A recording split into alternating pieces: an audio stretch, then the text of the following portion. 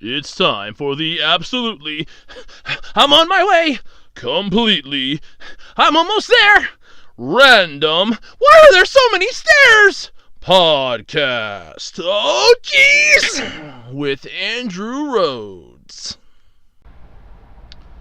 Hello, everybody, and welcome to the absolutely, completely random podcast for June 16th, 2018, and it is Saturday night. That's right. I'm dateless once again, but hey, that's okay. I have all of you to keep me company. Even though I put this up on a Sunday, and yeah, okay, I'm just making myself sadder here. But what am I talking about this week? Well, let's find out, shall we? Pull up the old topics list. I'm going to be talking about the Triggers, you're going to love this, Triggers SSSS.Gridman to premiere at Anime Expo. Yeah! Some video game bar managers in Japan have been arrested for copyright violations. That's going to be fun.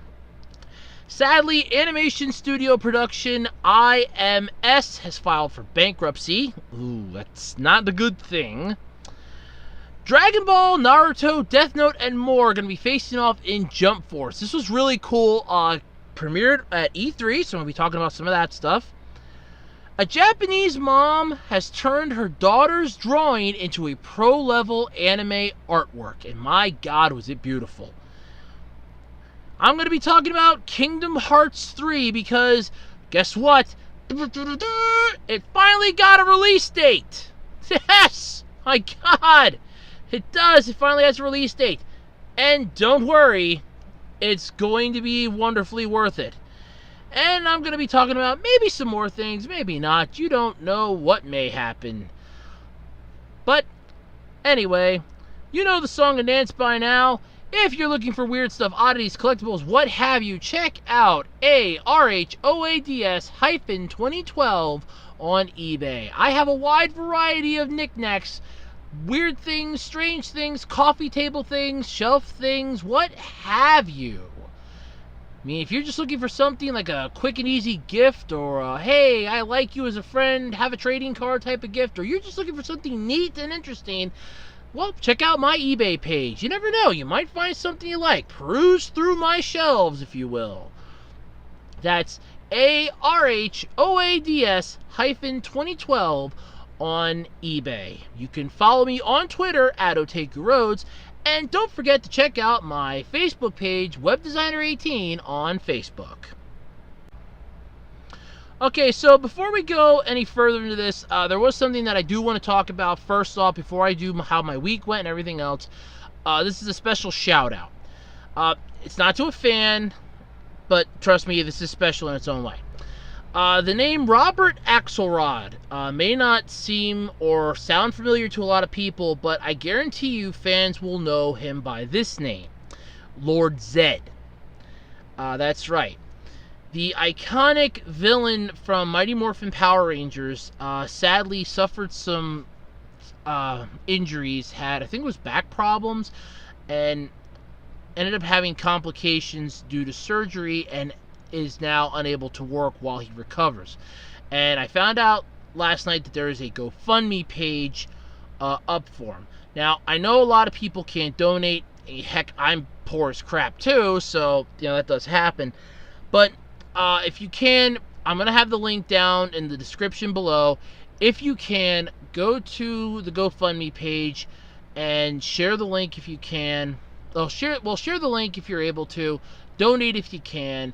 But if not, just if you can, just leave a message and let the guy know how grateful you are that he voiced one of the most iconic villains in all Power Rangers history. I mean, a multitude of other voices that he's done too. He also did Finster. He was Armadillomon, which is, I did not know that. There's just so much. Just leave a nice, message just to let him know that the fans are thinking about him. If you can. If you can't or you don't have any memories, that's fine. Just please, if you can, at least share the link so that a lot of people may be able to help. Because this is really sad when somebody like this actually needs help, and it's just, it's sad. Such a great talent is just laid up. So I Wanted to talk about that quick because I retweeted it on my Twitter and I said I was going to mention it on the podcast, so I just wanted to do that quickly as quickly as I could. Okay, so it's time for everybody's favorite subject, Andrew's Week. Yep, the part that I monologue apparently too much on, and that's fine. I'm working on getting it down, as I had some complaints, Mom, but don't worry, it's fine. I am working on it though. So how did my week go? Well, last Sunday I spent most of my day out in the rain, because we have a vehicle that's up for sale. I'm helping my uncle sell one of his vehicles, and the person wanted to come by to look at it, and I have down in the ad that it does not start. I really wish people would read the ad instead of just expecting me to tell them everything that I have in the ad. But I have down does not start. The starter needs to be replaced, and lo and behold, they're up here trying to jump it. And it's like the battery's dead, so they run back home to get this other battery. So I'm standing out there in the rain because the guy goes, "We'll be right back." And I'm standing out there and standing out there and standing out there and standing out there in the rain under an umbrella, still getting soaking wet, waiting for them to come back, only for nothing. So I was kind of pissed at that. I mean, well, no, they came back. But then, they weren't interested then because they still couldn't get started. So all that work for nothing. It was an entire day wasted. Then Monday, I had to babysit somebody while they were working on something. So that was fun and dandy. Tuesday was, basic day. Nothing really exciting. Except for the fact that my grandfather and I started watching a new show. I'm pretty sure did I do this on... Yeah, I think we did this Tuesday. It was either Tuesday or Wednesday we started this. We started watching a show called Street Hawk. I saw something online for it a couple weeks ago because I get the newsletter email from Shout Factory TV, and they're like, "Oh yeah, we're bringing Street Hawk. There's a marathon of Street Hawk on this weekend." And I'm like, "What the hell is Street Hawk?" I look it up, and it's a cheesy show from the 80s. It basically gives physics, science, and basically, if you understand how things work, it gives them the middle finger.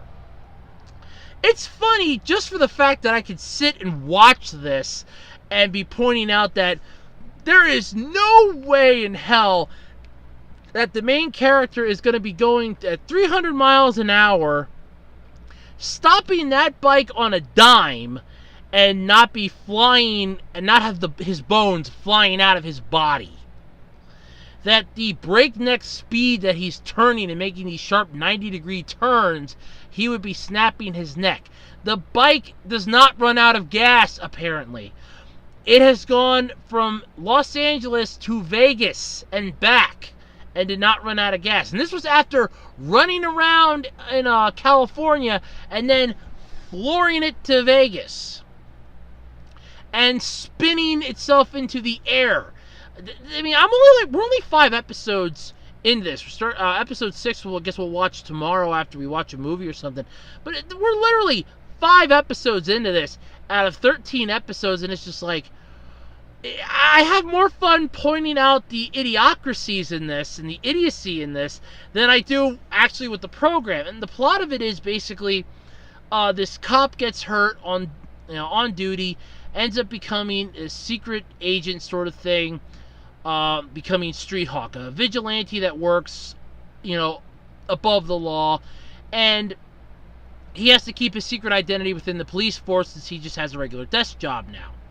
So it's funny in a way, but at the same time it's corny. And it came out in the 80s, like I'm thinking around the same time Knight Rider did, so it had competition. But either way, it's still sort of weird and strange, but it's entertaining. Thursday, I went to the DMV. It's a whole topic on that. Friday was sort of a humdrum, boring day, and today we watched Canadian Bacon, a movie I watched a while back. So I was telling my grandfather about it, and I found out yesterday that Tubi had it. And I'm like, we're watching that today. Made some funnel cake, because I got a funnel cake thing at work. So that was kind of fun. By the way, if you ever get a chance, if you have a Five Below near you and you pick one of these funnel cake things up, they are good. It is really good. Feel free to pick one up. I mean, it's tasty. It's only $5. It's actually not bad. It is good. And I mean good. And it tastes delicious. But yeah, that was pretty much my entire week. Yeah, it's kind of boring, isn't it? Oh well. Not everything can be exciting, you know. But anyway, let's get into the podcast and let's get this started, shall we? Alright, so I had to go and get my driver's license renewed. And going to the DMV is always fun. And I mean that sarcastically. It is one of the worst places you could ever imagine. If you think school is a nightmare of a bore of a drag, you have yet to stand in line and wait at the DMV. And I always have a blast out of this because you always go there and it's something different every single time. This time they started getting a little kiosk in there that you need to touch the screen on and it'll give you a ticket, and that was always that was fun. But I had to go up and see the actual person. I handed her my papers. I was just going to get my license renewed. I don't have to take the driving test again. I just have to go in, get my picture taken, and I get a new license. And it was just a pain in the neck for this. And I'm standing there waiting for my number to get called. This was really nice. I had this old nun sitting next to me. She was 2 numbers behind me because my number was A220. Hers was A222. And she asked if she could sit next to me because I'm standing, because there was somebody sitting at the chair directly next to me. I'm standing in front of a trash can by the doorway because I'm thinking to myself, this is going to be the easiest place to see the numbers on the board, and I'm not going to have to worry about, am I going to have to look over people in like maybe 20-30 minutes. I was there for about a good half an hour. It was a pain in the neck. 30 minutes of my life that I'm definitely never getting back. But it was kind of fun. Until you're standing there and you're wondering what happened to them calling the letter A. Because all of a sudden one of the 3 counters that I had to go to for the picture, all of a sudden they start calling C and F, and it's like, what happened to A? And the little old nun beside me, she taps my leg and she goes, did they forget about us? And I'm like, I don't know. I was honestly getting a little confused myself. Then they called my number and I'm like, yes! I go, take care of the paperwork, because you have to like sign a couple things, make sure everything on your information is correct, sign something else, then they take your picture, then you have to double check some more information, and you have to sign one more time, check out what your license is going to look like. Then, after all that, you stand behind something and wait for them to call you back to pick up your license, which is really fun. And as I'm standing there, I just got mine done, I'm standing there behind this like wall, and I'm waiting and waiting, and then they called the little old nun. They called her number, and it's just so funny. She's walking up, and I'm like, they didn't forget about us. And she just goes, yeah, and she's walking, and I'm just like, this is fun. And I'm standing there, and I'm waiting, and I'm waiting, and I'm waiting, and I'm waiting, and I'm waiting.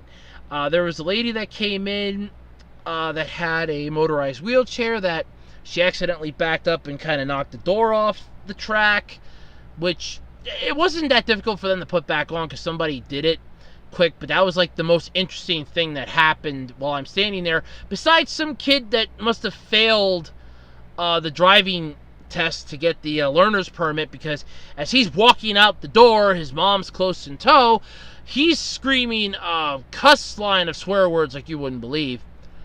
But otherwise, I hate the DMV. I hate it with a passion. It's one of the most, that is a place that will teach you patience if you have none. And as I'm walking out the door, my entire journey is now complete for another 4 years. I'm walking out the door, and this lady and her daughter are walking in, and the daughter goes, well, where's the line, Mom? And the mom goes, it starts right here. She goes, oh, no, I don't have the patience for this. And as I'm walking out the door, I'm like at the end of the sidewalk, getting ready to walk onto the parking lot.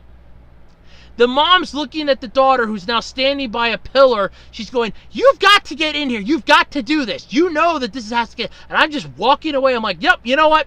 My limit of stupid stuff has officially gone the distance today. I went back to the car and went home. My mom sat out in the car. I dragged her along to get her out of the house for a little bit. That was the end of it. That was the weirdest trip to the DMV I've ever had. Happily, I don't have to go for another 4 years. Although, I'll probably have to drag my mom over there because her license will expire next year. So I'll have to get her... I'll have to take her over there then to renew her license. So that'll be fun. Of course, that time it'll be me sitting out in the parking lot. Oh, God. I hate the DMV. I really hate it so much. Alrighty, so let's talk about Kingdom Hearts 3. This is one of the hugest trailers at E3, by the way. So, Kingdom Hearts, for those of you that have never played it before, it's a sweet game. So many iterations. There was Kingdom Hearts 1 and 2, Kingdom Hearts Birth by Sleep, Kingdom Hearts 358 Days Over 2. I'm going out of order, by the way, for those of you trying to follow along at home. There was Kingdom Hearts 2.5, Chain of Memories. There was Kingdom Hearts Chain of Memories. Just so many iterations that have come out. Dream Drop Distance, I think, was the last one. And now Kingdom Hearts 3. Now, this is one that has been teased for a while now. Fans have been wanting this thing for ages. And for once, we finally have concrete evidence. Now, they said that this was going to be released late this year, but that has changed. It is going to be released January 29th, 2019. So, that is a good thing. So, Nomura, the person in charge of this, regarding the release date, was quoted as saying, "I'm sorry that we're asking for a little more time than initially planned. Square Enix will release a few trailers and other information for the game at E3, which they did, and it was beautiful. I saw the Frozen trailer, which, of course, they're going to have Frozen in this. That's, a whole thing. I mean, Disney wants to milk that cash cow for all it's worth yet. They're doing a whole new set of princesses for the game. Some of the confirmed worlds, besides Monsters Incorporated and Toy Story, which we already knew were coming out because I talked about that before. We have Tangled, Big Hero 6, Olympus Coliseum world is going to be returning.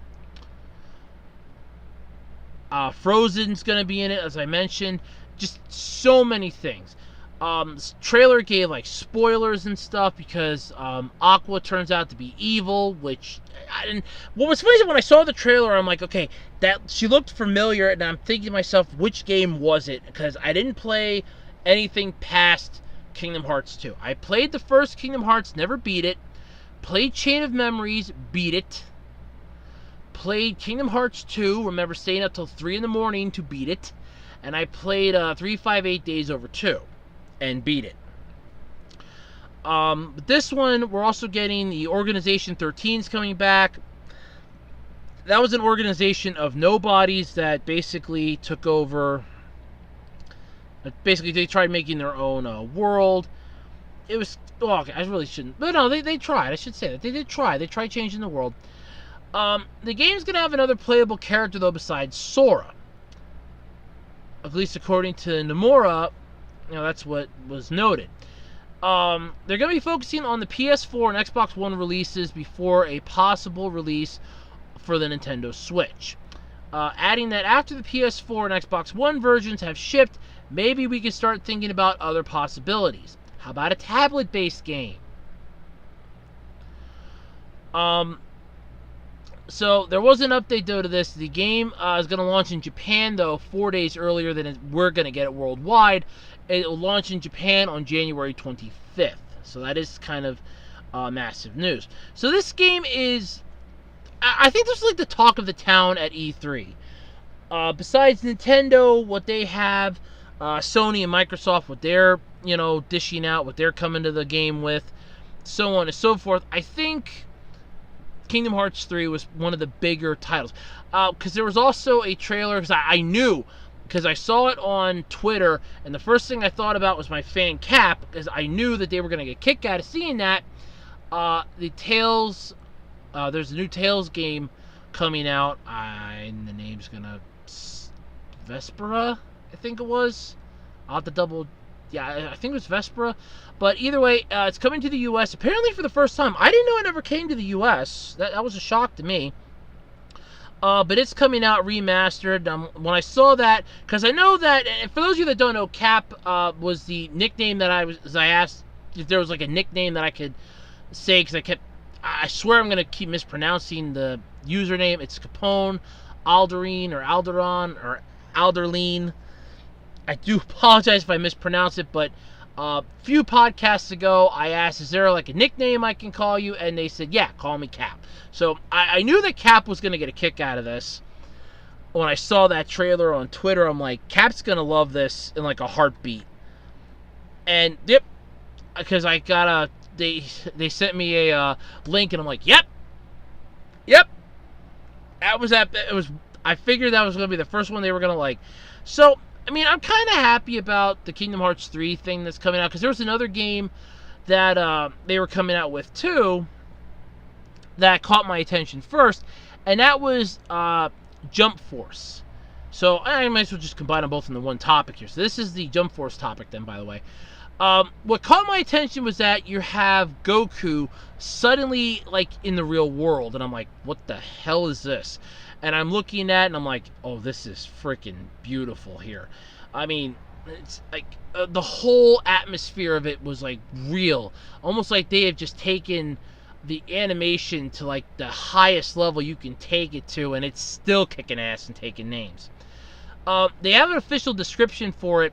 Universes are going to collide as legendary manga heroes and villains are transported to our reality. Massive battles fill epic locales as good and evil clashes while humankind hangs in the balance. I think that'd be pretty cool, seeing Goku kicking ass and taking names in like London or Tokyo, or just like battling it out in like the Antarctic or something, or take him down to Australia, have him battle it out in the Outback. That'd be kind of cool.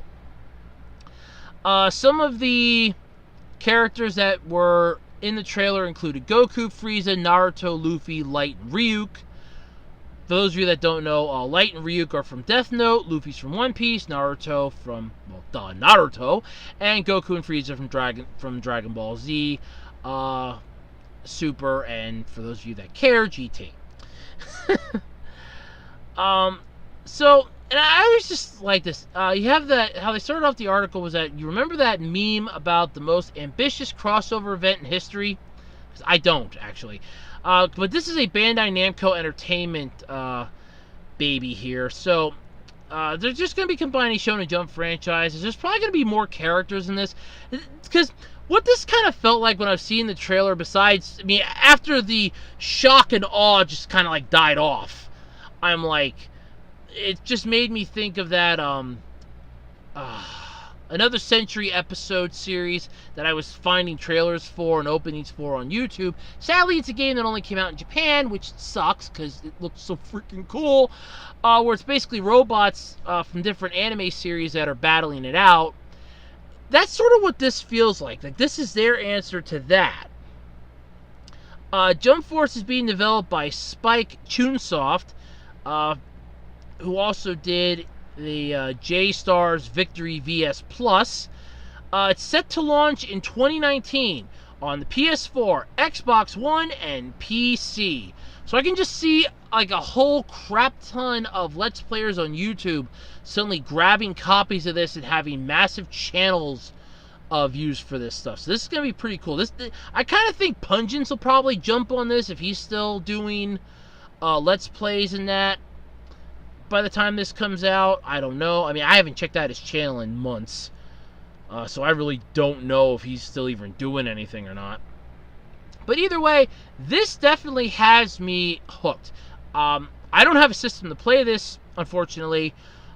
So, yeah, it kind of leaves me. I mean, I could play it on a PC, but The question is it worth trying to buy it, and is the PC going to be you can only get it via Steam?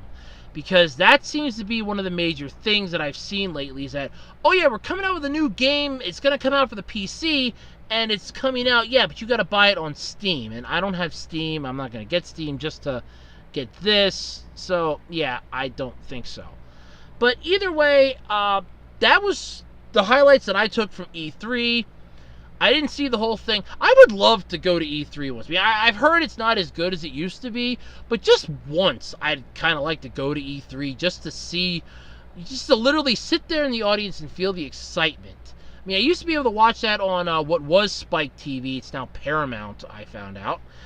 I used to watch it on that because it was on, the first time I ever saw it, I picked my mom up from work because...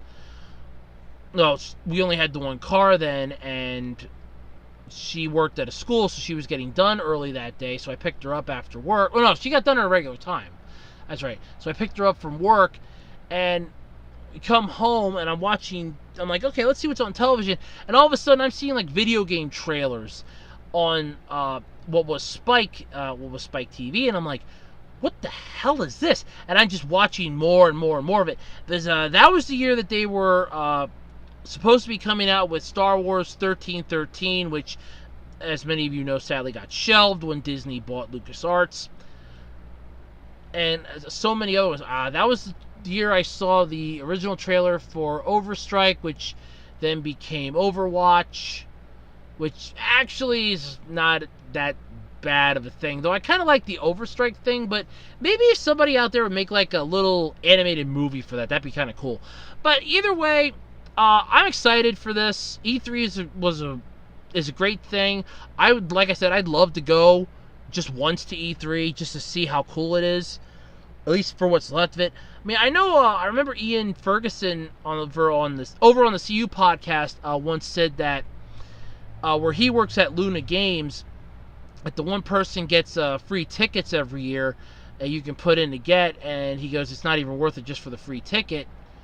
But I'm thinking to myself, I'd love to go just to see how cool it is. You know, just once to see how neat it is. But, it may never happen. There's a lot of stuff that I'd love to do that's on my bucket list, so I'll just add that to it. But either way, if you were excited about those new games coming out, we got a new Tales game, Kingdom Hearts 3, and Jump Force, not to mention a whole slew of others. There's a new God of War game coming out.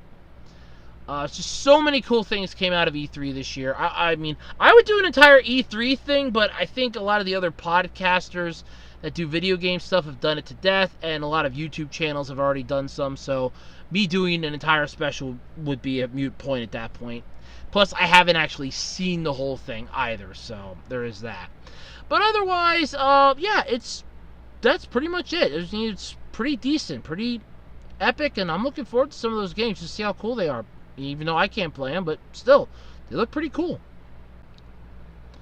Alright, so parents are always trying to make their children's lives so much easier. They always want their kids to feel like whatever they make is great, and I always love that. My mom would always, if I ever made a drawing, she would want to put it on the fridge. My grandmother would then not want it on the fridge because it'd be cluttering it up, but my mom would find a place for it somewhere else in the house, usually in her room or somewhere else until I would draw another picture. I mean, heck, she still has 3 pictures I drew in her room. So, there is that. But anyway, this Japanese mom has turned her daughter's drawing into a pro-level anime piece of art. And it's beautiful. If I don't get the picture up, I will definitely try to get the link in the description so you can check out the article, because it is just beautiful.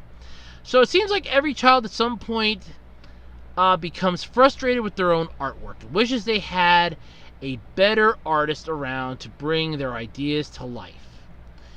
For most, it's usually just a classmate, an older sibling, but for one little girl in Japan, it's a professional illustrator. So Japanese Twitter user at hinataoo is mostly a homemaker, but occasionally takes jobs as a freelance artist. Her daughter is in the 6th grade and shares her talent for drawing. Yeah, drawing is a talent. If you don't have it, yeah, it's a talent. It's not something that can be learned. It's a talent. One day recently, her daughter dug out a piece from a couple years back she wasn't happy with, asking to see how her mom would have redrawn it. The mom obliged, and the result brought over 100,000 likes shortly after posting them on Twitter. 100,000. That's a lot. It's worth noting that this isn't just fan art of a popular existing anime, but it's based on original designs by the lady's daughter. So while the mom's version is obviously much more polished, the original by her daughter is actually quite good, just considering she was in the 4th grade at the time. I can't draw for beans now, and I'm 28 years old, and I can't draw to save my life. If somebody honestly held a piece of paper and a pencil in front of me and said, draw me a picture that will be the choice between you living or dying, I'll just hand them back the piece of paper and say I'm boned because I can't draw for beans. I really can't. So no doubt, with this newfound attention she's getting on social media and news sites, the mom won't be hurting for freelance work in the future. Definitely ranking among the coolest moms ever, right next to the anime lunch-making mom who made headlines back in 2014. Yep, but it's still kind of neat because parents are always going to do stuff like this for their kids. They're always going to try to make sure that their kids, if they have something, the parents will try their best to fix it, make it better. I mean, I remember there were times when if something broke of mine, my mom would try to fix it. Then as I got older, I started having a little bit of intuition for, okay, I can fix it with this. Okay, if I do this and this. I remember I had some Dragon Ball Z figures that, like, if the head broke or the arm popped off, I would literally just break a paper clip, literally just take a needle nose plier and cut the paper clip and just jam the paper clip into the plastic and just make a little makeshift hole and do that. It worked. It held. It looked stupid, but it held. And I mostly only did that for like the Irwin ones if they broke, or for like really tiny ones if something like that happened. But otherwise, this is just, it's a parent doing what parents do. The parents will always make sure that their kids are happy, and this is definitely something that I applaud it. Now, whether or not the mom did this, putting it up online just to show it off, or just show, hey, I am a parent, that this is how I feel about my my child's drawing, I will make it better. Either way, I agree. I doubt highly the mom's going to be hurting for work anytime soon. This is probably guaranteeing her at least a good 6-7 years worth of, hey, freelance artistry. She might get a job at an anime studio. They might hire her full time. She may not be a freelancer much longer. You never know. Simple stuff like that can often bring about huge changes. You never know until something happens. But I applaud her. I say put her in the running for Mom of the Year. Seriously, put her in the running for it. Alright, so for those of you that love the anime production studio IMS, I should say, bad news, I'm afraid. They have filed for bankruptcy. Cue the Price is Right, you lost music. Okay, don't cue that because I don't want to get sued with a copyright strike, so let's forget I even said that. Production IMS, the anime studio behind series like Date A Live 2 and Active Raid, have filed for bankruptcy. This was learned on June 9th.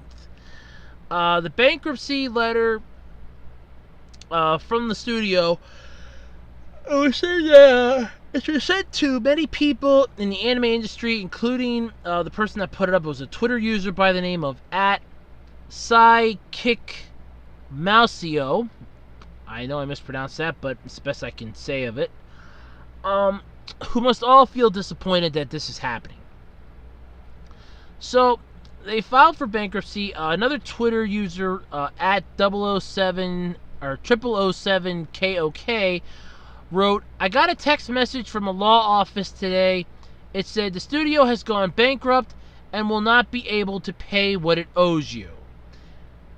That's it. Where's my money? You've got to be kidding me, IMS. I would say that's kind of BAD.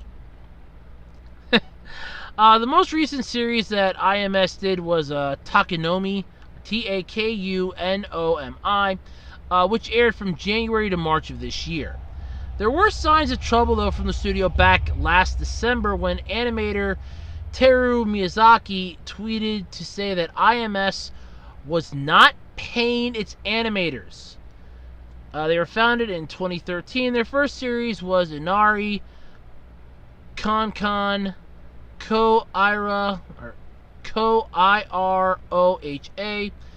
which aired the following year. So it's kind of sad that this is a company that's going down, and I pity the people that worked for it, like animators and things like that, because they're not getting paid. Because when you get bankruptcy, it's bill collectors get it first, employees, yeah, right. Bankruptcy employees are like the last to get it. Shareholders are just below them. It goes to creditors. It goes to people that, like, industries that you owe, things like that. They get it first. Employees? Ha! Yeah, right. That's a good one. I mean, look at Toys R Us. There's your perfect example. So it's sad, though, that this is happening. It's even worse that you get that the one person got a text message from the law office that said that the studio is going bankrupt and they're not going to be able to pay you what it owes you. I like that. Where's my money? Well, I would guess somewhere in a very dark place. Probably hanging out with all the other money that just doesn't want to come back to the surface. I don't mean to make light of that, but I mean, you got to try to put some levity into something like this. It's sad news. So IMS has filed for bankruptcy. I don't know when exactly the final thing is going to go, but either way, this is a sign it's going up. So what this basically means is that some of the other animation studios could possibly pick up some of their series to help get them some money. So like when Bandai went, bye-bye, at least out of the anime game, that's how Gundam got changed around. That's how a new company got Gundam. That's how Sunrise got it. You have like half a dozen other series that always end up finding new homes. And this is like something that they'll do is they'll probably just put, okay, here's all of our series. You want the license to them, do whatever you want for them. This is how much we want per license. And there are people that will probably pay that. And then all of a sudden it's going to go, cool, sweet, thank you. And they'll just take the money, use that to pay off creditors. Like I said, creditors. Maybe if they're lucky and they get rid of every single license they have and they don't let any of them die with them, they might just be able to get the employees paid and at least go out with their heads up high. At this point, though, based on what I've seen here, I doubt it highly. I mean, it's kind of sad to say, but I don't see them coming out of this smelling like roses. I kind of see them coming out of this in a lot of pain, more so than they should. But either way, it's sad when anything ever goes bankrupt, because that means that they failed somewhere along the lines, and it means that somebody somewhere just didn't like what they were doing. But still, it sucks that they have gone belly up at this point. So my condolences to IMS. I don't know of any series that come to my head that you were in charge of that I would have seen. So, thank you for doing what you did for so long. Alright, copyright is a serious thing. It's one of the main reasons why you don't see a lot of pictures on my YouTube channel. It's one of the main reasons why you don't see me screwing around with really good videos like a lot of the other YouTube creators. I am terrified of getting that altruistic copyright violation strike. Because then that means that I can't do the podcast, because then that means that my videos can't be longer than 15 minutes. And I hate that. It scares the crap out of me. Hence why you only will hear me do videos like this, unless I just decide to record me standing in front of a static screen or something. But either way, it sucks. But them's the breaks. But for some bar managers in Japan, copyright violations are a bad thing for them right now, especially when they're video game bar managers. So, 4 video game bar managers in Kyoto and Kobe have been arrested for alleged copyright violations. So this was reported back on the 13th, so earlier this week. The managers are suspected of renting video game software and allowing customers to play them in April without obtaining the permission of game makers Nintendo and Capcom. Of course, Nintendo. How could I not have suspected Nintendo to be involved in this somehow? These were the first such arrests, though, in Japan. So what is a video game bar? Well, believe it or not, it actually sounds like a bar that I would probably want to make. So, let me rephrase that. It sounds like a type of bar that I would want to make, but a little differently to make it legal. So video game bars are bars where patrons can play video games or play games while drinking with friends. Have long been a staple of nightlife scene in large Japanese cities. While it's technically illegal to set up game consoles for non-private use without permission, these bars were basically ignored for years. But more recently, companies like Nintendo have taken a stronger line against such bars. In a 2013 interview with Otaku USA, Shinichiro Nagami from Game Bar A Button in Tokyo told Otaku USA, "Now it's actually difficult to play games here. Since Japan is really strict about copyright, Sony and Nintendo got mad at us." So, I mean, with stuff like this, in all honesty, I would just get arcade machines and just put arcade machines in there, sell soda, and hey, it's a video game bar. It's designed for the younger ones that can't drink alcohol. That's what I would do. That'd be my version of it. Here you go. I made a bar where you can come, drink soda to your heart's content, and play video games all day long. I mean, come on. That sounds cool. The Manichi, though, which is who broke the story, reports that the Japanese Association of Copyright for Computer Software issued official warnings against video game bars that had yet to remove their games earlier this year.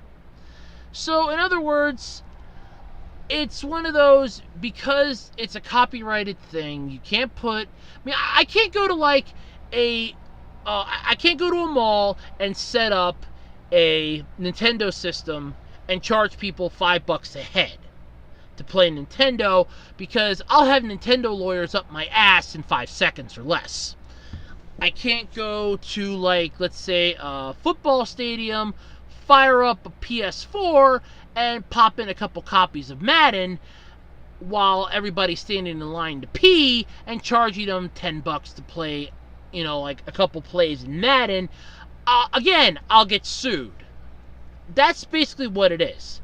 You can't do it for non-private use. Like I said, how they could have gotten away with this for years is, yeah, they just fell under the radar.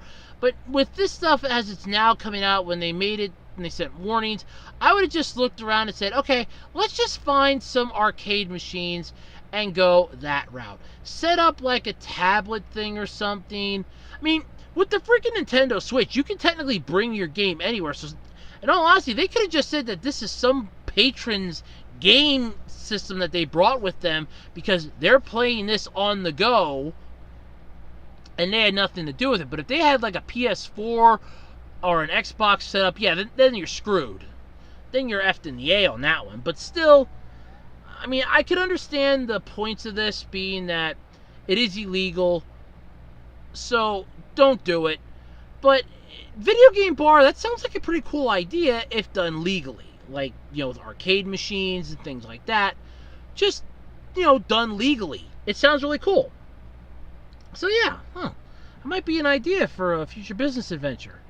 Or maybe not. I mean, my mom would probably scream royal hell if I did that, but still, sounds kind of interesting though. I mean, at least in the long run. Interesting. Alrighty, let's talk about Studio Trigger's Gridman. Yes, that's right. Or in this case, SSSS.Gridman.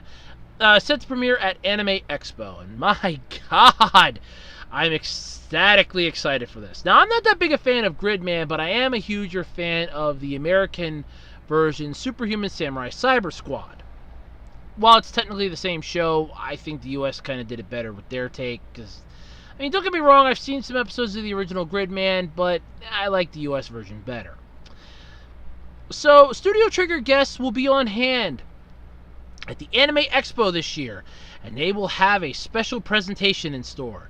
The convention will serve as a premiere of the SSSS.Gridman anime, and guests of honor include Shigeto Komiya and Hiromi Wakabayashi, who will be joined by additional Trigger talent Masaru Sakamoto and Masato Takeuchi. And I'm getting better at pronouncing names. So the premiere is going to be sticking around afterwards.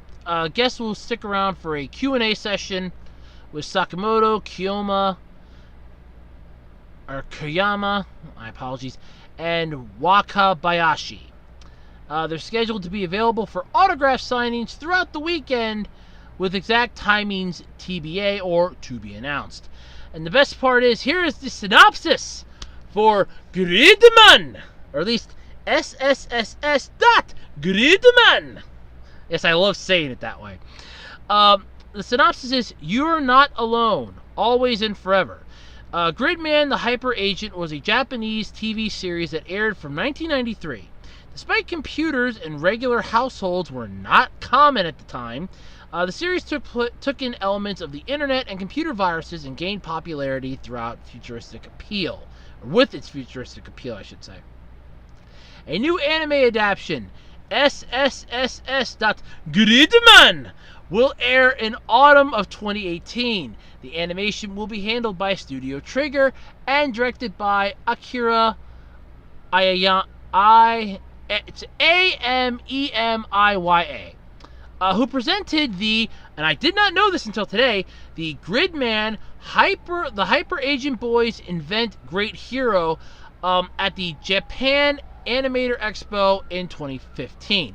That thing was awesome. I checked it out. I actually got it. I actually found it on YouTube. It is a wonderful thing. I apologize for those of you that might have been hearing sirens. There's apparently something going on outside. No, I'm not in any trouble. I live across from a fire company, so they're probably going out or something. So I apologize if you were hearing sirens. I do apologize for that. But anyway, the future of Gridman world will become a reality in 2018 and revived in the animation world, as it should have been. You can visit gridman.net for more information.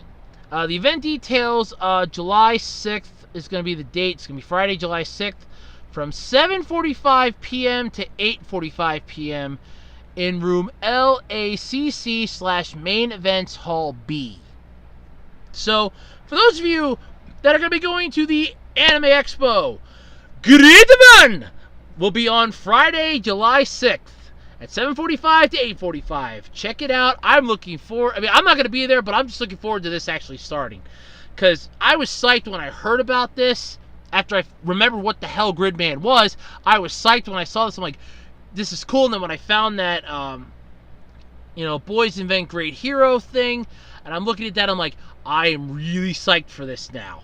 I mean, if they dub this, I would love to do a voice in this if they dub it.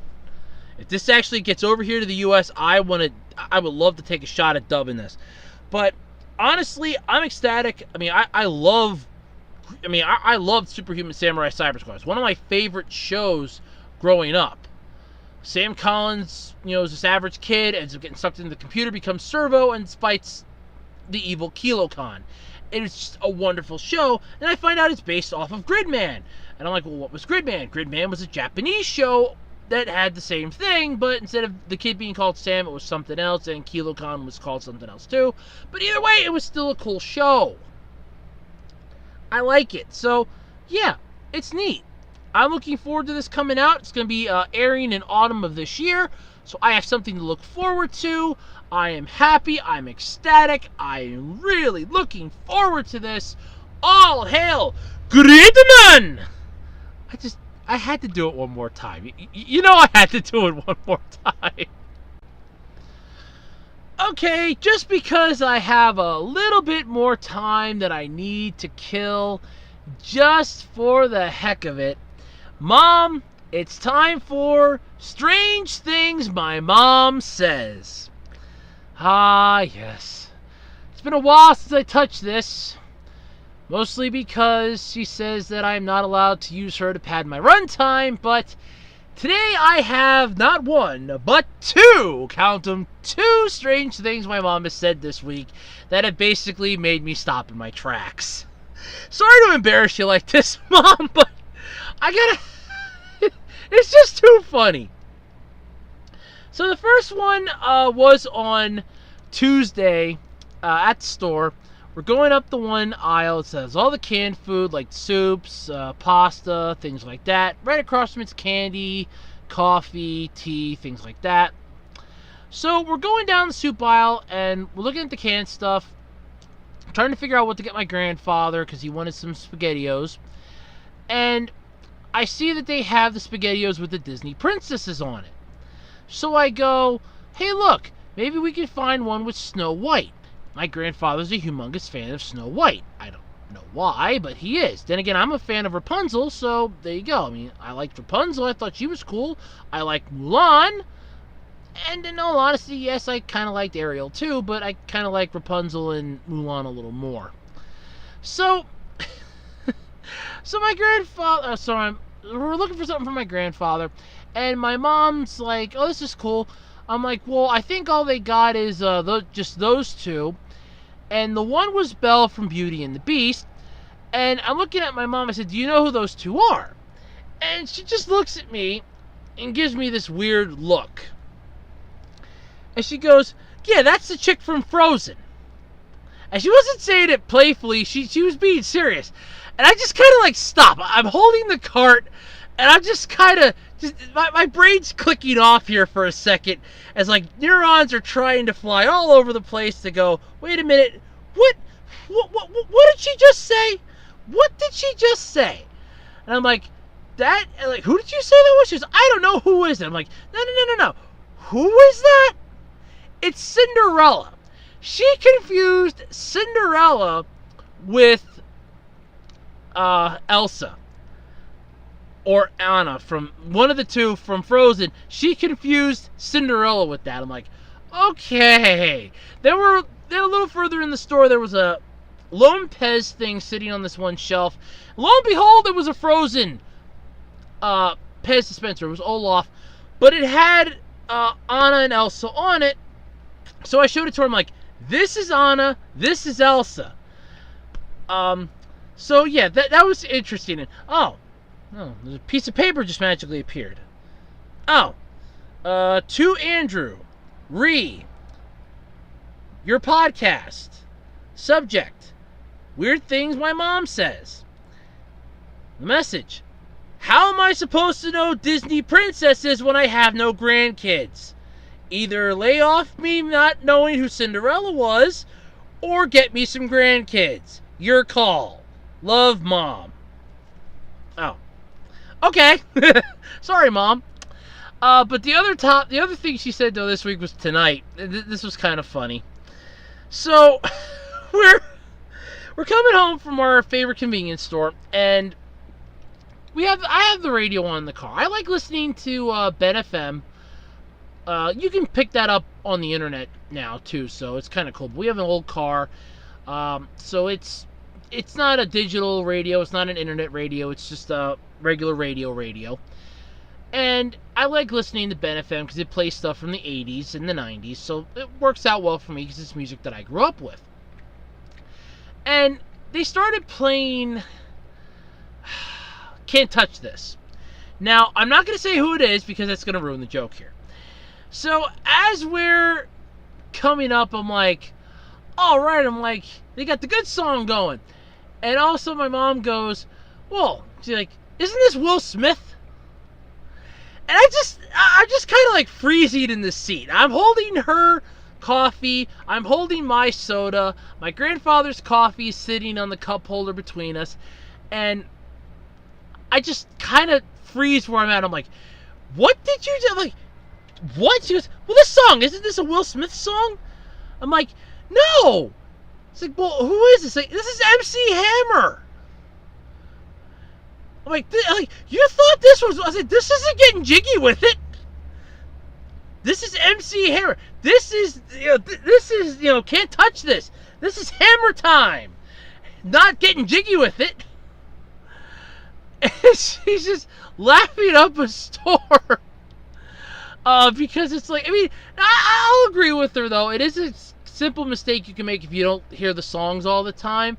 But I just found that ironically funny. Oh, look, another piece of paper. Huh. To Andrew. Subject, podcast. Weird things my mom says. Huh. See, the message is, I just told you about the princesses. Now you're making fun of me because I didn't know who MC Hammer was. It sounded like Will Smith. Seriously, I told you to stop using me to pad your runtime. Try coming up with something else next time, kid. Love, Mom. Sorry, Mom. I guess I'll end weird stuff my mom says then this week. This might be the final episode, too. So anyway, yeah. That was fun. Alright, that's pretty much going to do it this week for the Absolutely Completely Random podcast. I've had a lot of fun. I hope you have too. Special thanks to my mom for being such a good sport for the weird things my mom says topic. Thanks to Oteka USA for the great topics this week. I mean, well, basically for just being great and all. And thank you, my fans, for being who you are. I mean, everybody knows I get my topics from Oteka USA or from throughout the internet, but it's you, the fans, that really make it worth it, because without you, I wouldn't be doing this. I wouldn't be up till about 11 o'clock on a Saturday recording the podcast, because I care about you. That's right. I mean, what would this podcast be without you? It'd just be me talking to myself for an hour.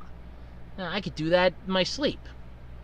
But anyway, if you have any topics that you'd like me to talk about, feel free to drop them off on one of 4 different places. Either in the discussion section of my YouTube channel, on the official Web Designer 18 Facebook page, on my Twitter page at OtakuRoads, or send them to me via email at acrpodcast@gmail.com.